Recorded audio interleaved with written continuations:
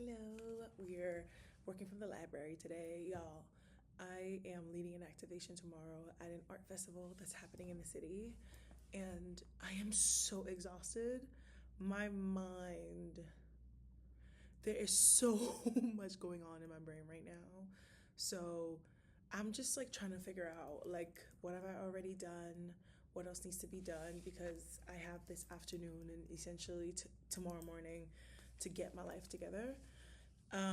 And it's just like left and right things are like falling through. At this point, I'm just like literally leave things that are not out of you in your control. Leave them out. Like you can't do anything about it. You know what I mean? And so yeah, on the positive side, I'm just very excited. I'm very excited that I get to be part of this event. Shout out to the Worcester Cultural Coalition. Shout out to Create 508 for inviting me to do this workshop. I had originally reached out to be a vendor. I'm like, oh yeah, this thing is happening. Can I just have a little table? And they're like, you are gonna have your own art making space. And I said, who? What? Me? Yes, me. Duh. And so I'm really excited about it, and I'm not letting any of the smaller details that have nothing to do with tomorrow bog me down. Like, I think at the end of the day, you can plan as much as you want to.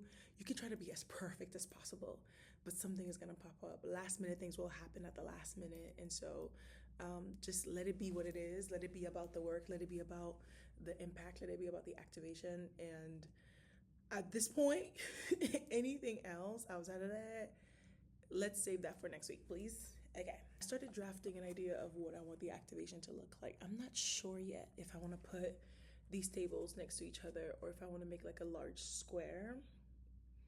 I like people being able to sit in across from each other and interact, but I also like the communal feeling of like being at I'm literally sitting at a table where two tables were put together. So yeah, I'm not sure yet. So we'll see how I feel about it, but that's what I have in mind right now. It's kind of cool, and I'm gonna have like flowers and art making things and just simple for people to be able to connect and make something dope together. Yeah. So yeah, again, shout out to the Worcester Cultural Coalition for having me, and Create 508 for coordinating all the logistics with me. I'll be ready. I'm gonna be ready. I think I'm just like, it's not going as I thought it would. But you can't control that, girl. I'm still looking for a videographer. I'm still looking for a photographer for tomorrow. Because I want to make some sort of a short reel, but haven't been able to find anybody. I think I'm just gonna capture some clips, like literally whatever I capture for the vlog. I'm just gonna make it work. I can make it work at the end of the day. The activity is gonna be great. The impact is gonna be there, and everything is gonna be okay. I think this is kind of like the anxious final moments before, but once I get through, I'm gonna be like, oh, okay, cool. That was all right.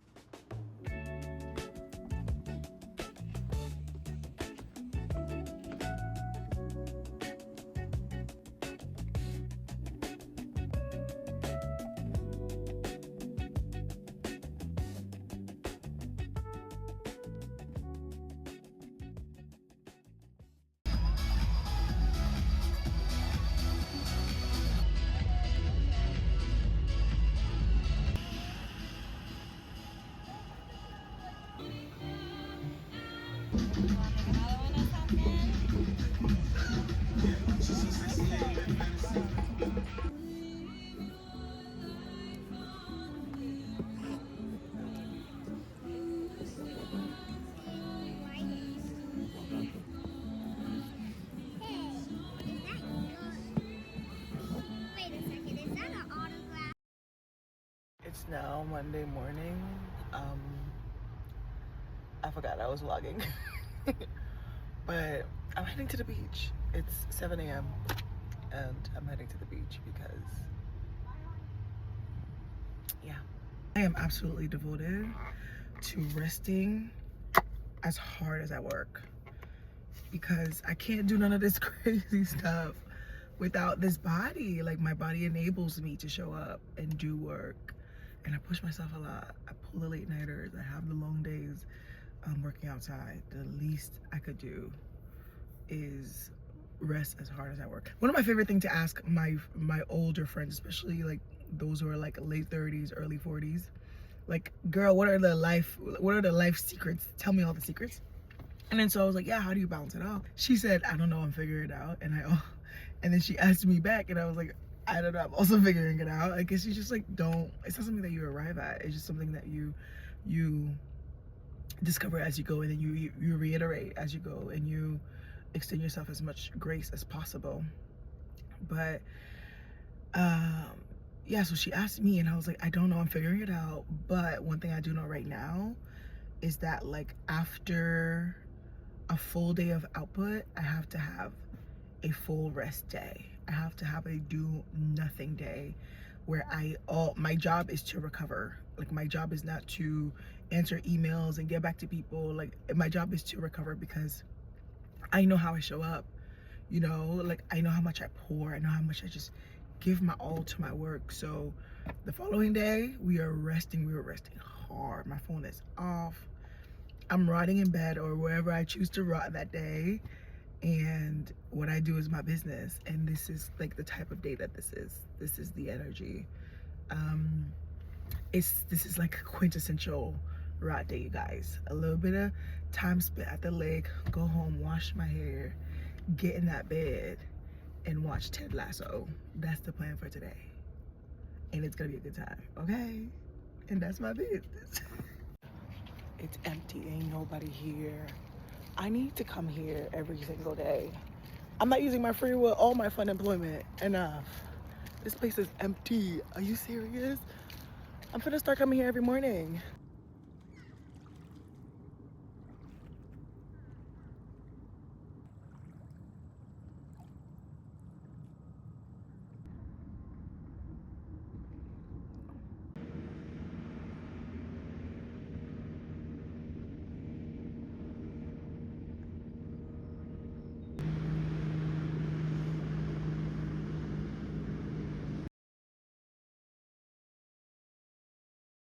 Good morning. Good morning. It is not the next day. Yeah. I had a time yesterday. I really just rested and took it easy. I did my hair last night, put some perm rods in, and balancing rest but life admin and work. It's always there's no balance. It's a harmony. We're figuring out the rhythm, But yeah, overall, I think this was a really good week that taught me so much about my work. I'm really learning that, oh shoot, there's some going on here, girl. You better walk up with your head held up high, big mama. Because I'm doing something. Color the City was really, really good. Great turnout. We were able to engage with so many people. So many people stopped and learned about the work. Kids had a good time. Parents had a good time. Share the project with different people from all walks of life. It's so interesting. As I'm doing this work in my city, and literally not building an archive for my city, but building a community archive, creating a, oh gosh, I got so nervous, creating a space where the community can tell its own story. Whew. It's very interesting just to hear people's stories and where they come from, and how they ended up here. And so that felt really, really good, just giving up people the space to feel welcomed and to feel like they're here. So this was overall a really a reflection of what is my work, how is my work expanded. Oh, let me see if I can share this with y'all. But earlier this week, I was journaling, and so much came up for me. Yes, this is what I wanted to share. So much came up for me, and I was just oh my gosh, this is literally what it's becoming for me. So this week, oh my gosh, this week I discovered the word ethnographer, you guys. I'm becoming an ethnographer. I'm an artist and an ethnographer. So basically, it's not ethnography is basically like it's a research method, right?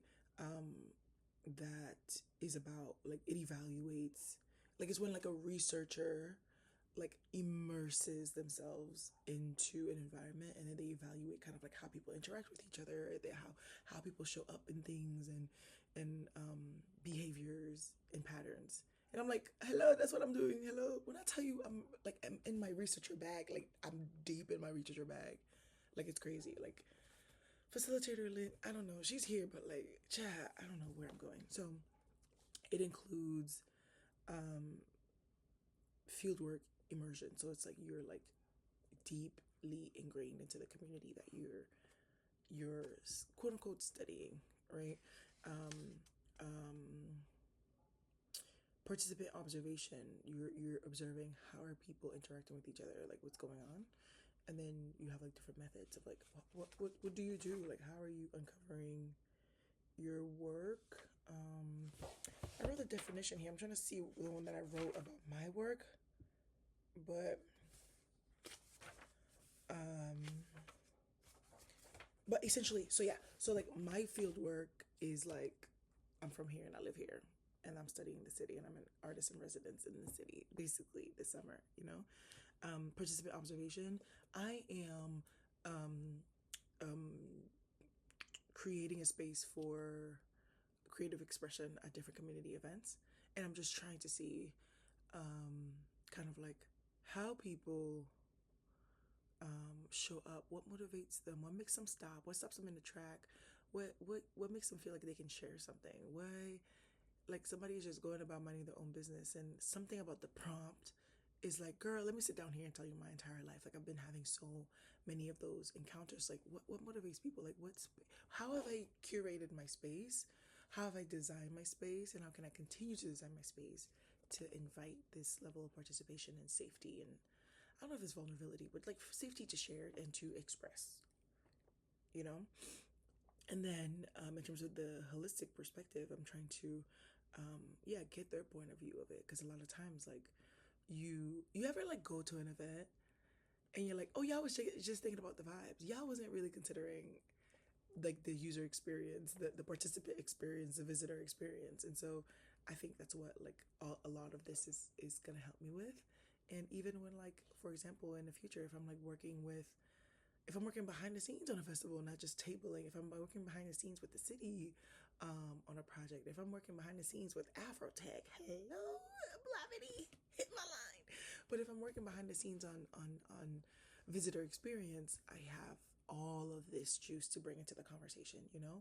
And then my methods are observation. I just sit and watch people. I watch people and I listen to people and interviewing, but like casual conversation, just like how did you do that? Oh, let's share a story, oral histories and things.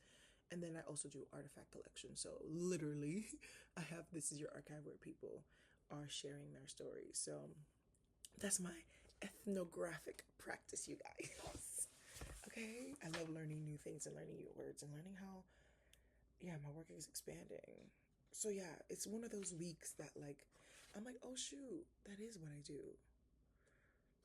That is what I do. Like I had a moment after. I mean, there's you can't you can never like perfect planning is not a thing, but like there will always be a moment of like, all right, I could have done better, I could have done this better, I could have done that better. So that's what I'm gonna spend time doing this week. Like, in the next vlog, hopefully I'll share kind of like lessons that I'm learning. I do a debrief. I do like an actual debrief. I have like field notes that I gather, observations. I write everything down. I don't remember every single encounter, but like if somebody made a piece of work and they left it with me, I can go back in my memory and draw that out. So I want to make some time for that.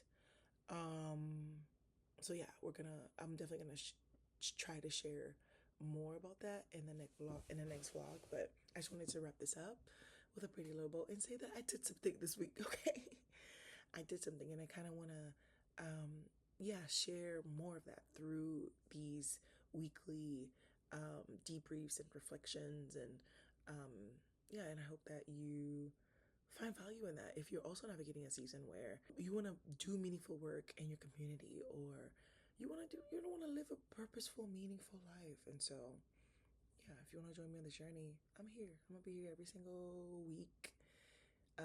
So please like this video if you found it entertaining in any way, and please subscribe to the channel. All right, I'll see y'all next week. Mwah.